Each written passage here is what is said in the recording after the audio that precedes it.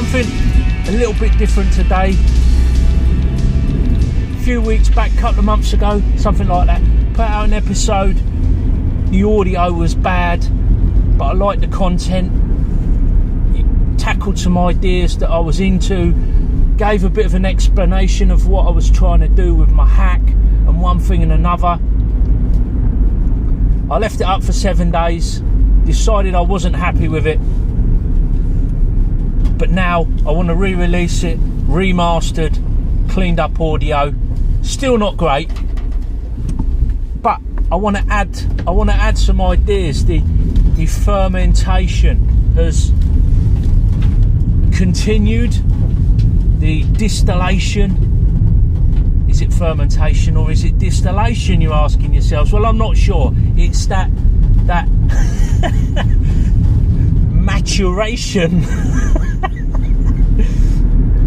like you get with a cheese.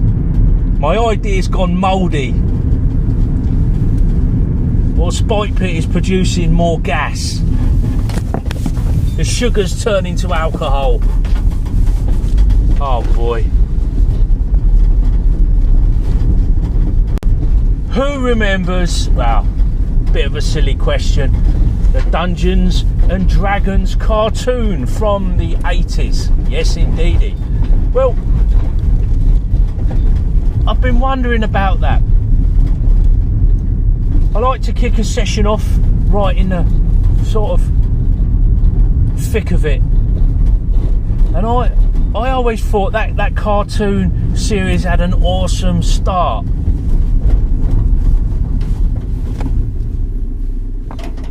What was it? Hey, look, it's a Dungeons and Dragons ride. Wow, neat. Give me a break. So we could do this. We could take that, and that could be your dramatic start for a game or a campaign. So thinking about it, how would you tackle this? It's the classic idea. Do you take like the players, turn them into characters in the world like the kids from the cartoon?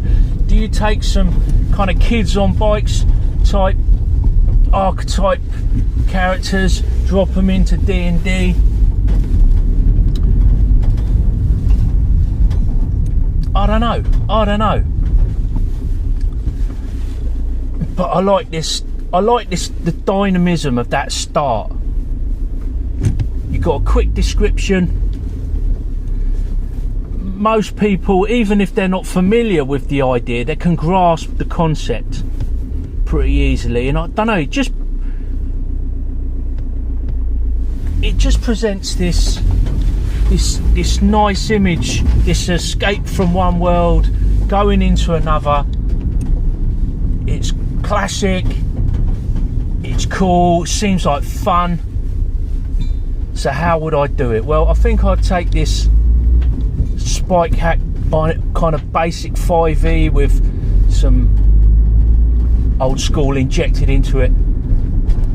Drop characters in the Westernlands setting, which is something I talk more about in the episode, but that's my thinking. I don't know what you make of this. I don't know if it's going to work too well, but let's give it a go. Recently I did a YouTube video talking about old school essentials and what a lovely book it is, and I'd like to get a little bit more use out of it, but I really do like the engine, really, the engine of 5e. I'm not so bothered about all the bells and whistles, but the universal resolution mechanism in there, it is super smooth. Advantage and disadvantage makes it really easy to run a game for me, and I've recommended quite often 5e basic rules, the free rules that you can download, and if you just take them you have got quite a nice little stripped down version. I've made it up into an A5 format book, so it's cost me just the cost of printing. So I've got something there that I can hack around, cut bits out, scrub things out, glue things in, and it gives me a hard document to work on for this idea. And what I want to do is, a couple of years back I was playing Basic Fantasy RPG, which is, it's kind of like a modified basic D&D. It's actually, if you just want a stock set of rules that you either you've got a load of 5e players and you want to show them something a bit more basic, or you've got some old school kind of players and you want them to kind of get a little bit more of a modern vibe into the game, that's a good pick, Basic Fantasy. I've got a YouTube video talking about some of my favourite monster books, and Basic Fantasy gets a shout on there. I want to go back to the campaign world of Morgansfort. It's the Westernlands. Morgansfort's like the settlement. It's basically like a keep on the borderlands, and the Westernlands is the setting. And it's there's not masses to it. It's got enough. I quite like the way they've done the church and the religion. I've got some ideas about how dwarves work in the setting. I don't know what it is. I quite liked it. I've got my John Carpenter Lost Themes kind of soundtrack. I was running Tomb of the Serpent King, or Tomb of the Serpent Kings. I can never remember whether it's King or Kings, and we had great fun with that. The dungeon, the tomb, is inhabited by these hobgoblins, and I really like hobgoblins. They are kind of like a little bit like, I play them a little bit like Klingons in the setting. They're kind of warring, fairly lawful and honour bound. They're armed to the teeth with really good equipment, and they're quite often they're like a little bit neutral, so they sort of go for the highest bidder as well. You know, they've got a tribal structure, and I just like them. And they've taken occupation in the tomb where the adventurers were previously pillaging, and I'd like to pick up the story again, but using basic 5th edition. And the other thing I've been meaning to do for ages is delve a little bit more into some of the optional rules that you get in the DM's guide, the DMG for 5th edition. And in there's some skill variants. So there's one, so you basically take skills out of the game and you replace them with ability checks, similar to how I always used to play basic D&D. So, you know, a strength check, roll under your strength. If you wanted to sneak about, maybe the GM or DM would call for a dexterity check, something like that. But with the variant rule in the 5th edition, you get 2 abilities that you can use your proficiency bonus on. So that would ordinarily be tied to a class. So let's say you wanted a rogue, you were kind of calling it the thief, and you chose your proficiency in dexterity and intelligence. So any of them sort of tasks or checks, and you would get to add your proficiency bonus, which goes up as you level up. That does away with sort of some of the intricacy and subtlety, granularity that you get on a standard core 5e sheet, and it makes it feel, I think, a little bit closer to an older version of the world's most popular role-playing game. It hews a little bit closer to that old school essentials vibe as well. So I feel I'm scratching that itch a little bit. I'm thinking I might play with an idea of doing racers class, come up with a couple of mods. I might just reskin the Bard out of the essential rules, call that an elf, and then I might do away with a dwarf and make a hobgoblin or something a little bit different. I don't know, I'm not sure about races, but I think I want to try and get that racers class feel going. What else can I say? The alignment system, I might pinch. So I need to have a better look at Beowulf, because regular listeners will know that I like the 5e hacks and I like nicking ideas from them. So I might do something with alignment based on what I've seen in Beowulf. You've basically, and it ties in really well with the Westernlands settings, because the way they've done a religion, there's like an organised church, so that could be an alignment called the book. Then there's neutral, and then there's the old ways, and that fits in so well. Without knowing my campaign world, you'll have to take my word for it, but it fits in so well.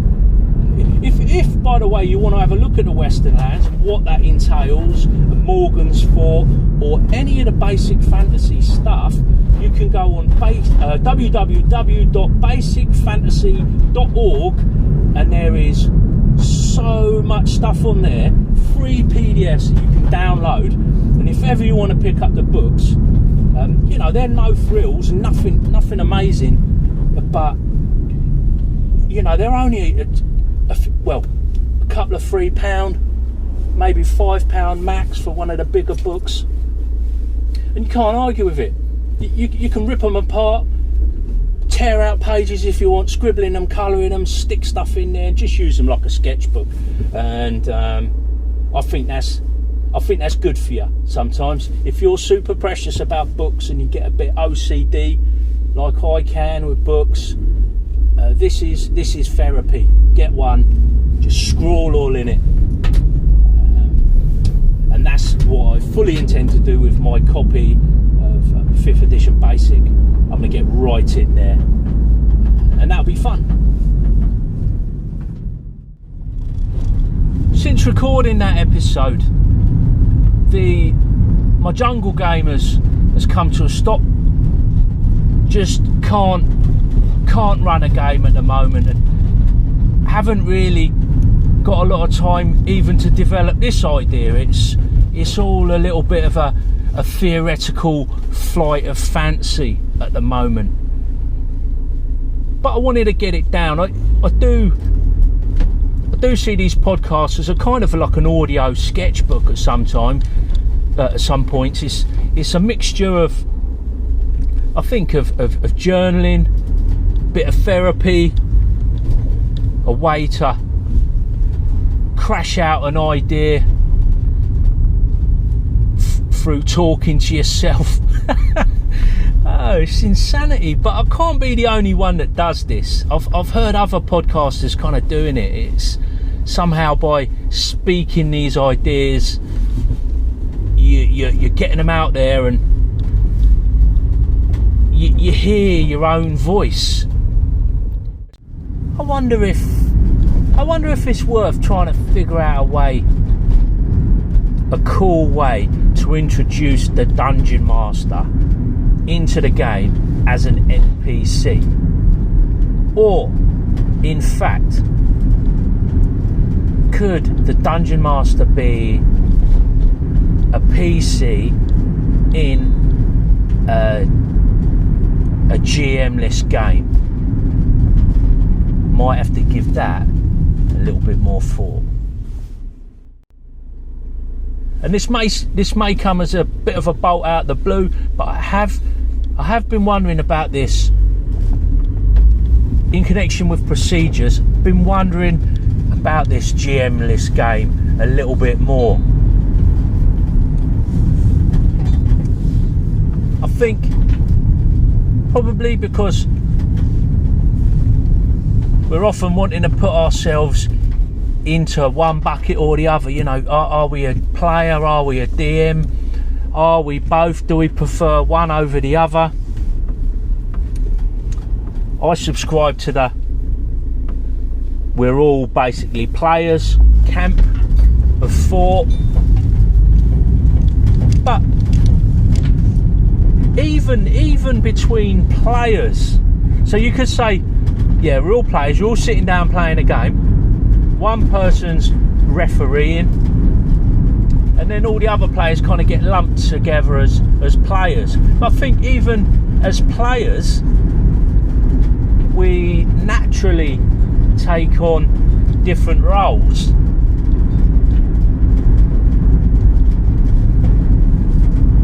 So there's something there. I think there's something there to overanalyse. Oh dear.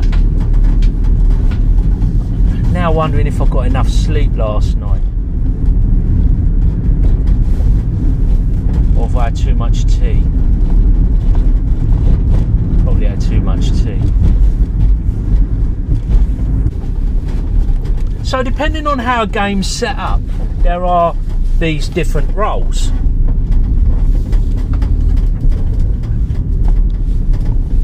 But are these roles necessarily static? Could they be more fluid? Is that interesting? Is that playable?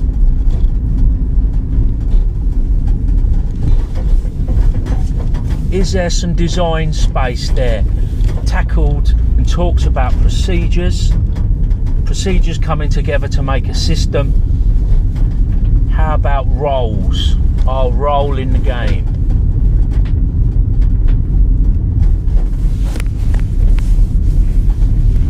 That could be as simple as a class, so more of a character role, or it could be more of a player role, a function that you perform as a player that is different to what the other players are doing. And clearly everybody sitting at the table is a different person. So whether these are formal roles or not, everybody is playing some sort of role. Probably, and it's likely that it's the role of a character and their role as a player. And I don't think I've heard too much talk about this. Characters, yes. Players, no. The typical one would be you get things like the caller and the mapper. Obviously you've got your GM, your referee. But I think there are other roles. The person who presses the big red button, the rainmaker. You get the kind of the glue, the person that holds things together, the bookkeeper, the note taker, quartermaster. I think these roles exist, and I think there's a conversation to be had.